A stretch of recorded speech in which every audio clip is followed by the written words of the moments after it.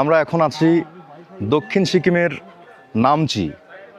এখানকার বিশেষ আকর্ষণ 108 ফুটের কিরাতেশ্বর মহাদেব মূর্তি। এর আগে আমরা বুদ্ধ পার্কে গেছিলাম, বুদ্ধ পার্কেও এমন একটা অতিকায় মূর্তি আমরা দেখেছি, এখানেও কিন্তু তেমনই একটা মূর্তি দেখতে পাচ্ছি। এই মূর্তিটা ছাড়াও এখানে আছে চারধাম, যেমন দ্বারকা, রামেশ্বরম।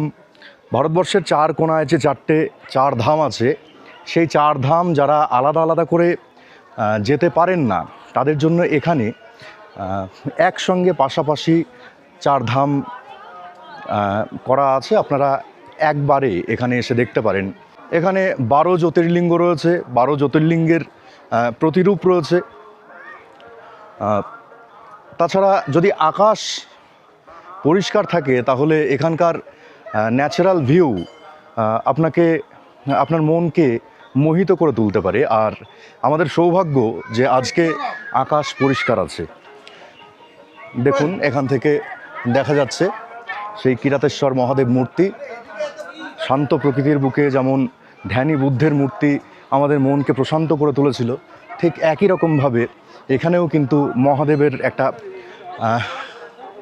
মূর্তি রয়েছে।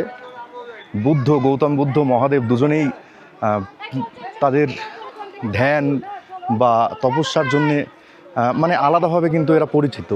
তো এই দুজনের মূর্তি, পাহাড়ের এই শান্ত প্রকৃতির বুকে এই দুজনের মূর্তি আজকে যে দেখলাম, সত্যি কথা বলবো আমাদের এই প্রথম দিনেই, ট্যুরের এই প্রথম দিনেই মনে করছি যে আমাদের ট্যুরটা সত্যিই মানে ট্যুরে আসা যেন সার্থক হয়ে গেছে।